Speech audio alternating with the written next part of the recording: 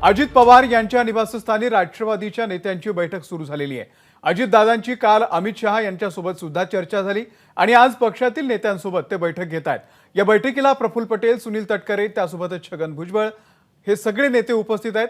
अजित पवार यांच्या निवासस्थानी ही बैठक होती आहे। नाशिकच्या जागेसाठी छगन भुजबळ हे आग्रही असल्याचं कळतंय। त्यामुळे काल नेमका काय फॉर्म्युला ठरला या संदर्भात आपल्या नेत्यांसोबत आज अजित पवार चर्चा करतायत।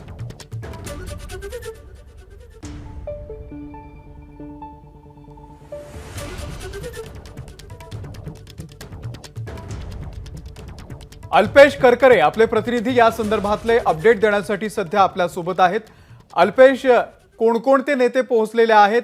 काल जो फॉर्म्युला ठरलेला आहे त्यावरती आज चर्चा होतीये का? काय माहिती आहे?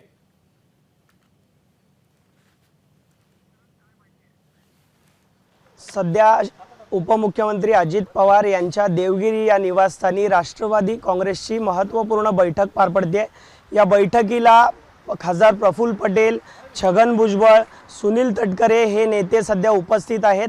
काल महायुतीची दिल्लीत महत्त्वपूर्ण बैठक पार पडली। या बैठकीमध्ये जागावाटपा संदर्भातला फॉर्म्युला ठरलेला आहे। तसेच त्या बैठकीत जी चर्चा झालेली आहे या चर्चेसंदर्भात चर्चा करण्यासाठी आणि आपली भूमिका ठरवण्यासाठी सध्या राष्ट्रवादी काँग्रेसची एक महत्त्वपूर्ण बैठक ही सध्या देवगिरी या निवासस्थानी पार पडते। राष्ट्रवादी काँग्रेसने 7 जागांची महायुतीमध्ये मागणी केली होती आणि त्यानुसार आता काल जी अमित शहा यांची चर्चा झालेली आहे त्या चर्चेनुसार आता पुढे काय करायचं या संदर्भात चर्चा ही सध्या देवगिरीवर सुरू आहे। तर दुसरीकडे ज्या काही आपल्याला सीट्स देण्यात आलेल्या आहेत ती नावं कोणती असतील, तसेच आपण पाहिलं तर काही जागांवरून महायुतीमध्ये देखील तिढा आहे। यामध्ये महत्त्वपूर्ण आपण पाहिलं तर साताऱ्याची जी जागा आहे त्या ठिकाणी भाजपकडून उदयनराजे आग्रही आहेत। त्यामुळे आता असा देखील एक पर्याय सांगितला जातोय की उदयनराजेंनी राष्ट्रवादीच्या चिन्हावर लढवलं जावं। तर त्या संदर्भात देखील चर्चा ही सध्या या बैठकीमध्ये केली जाते आहे। आजचा दिवस फार महत्त्वाचा आहे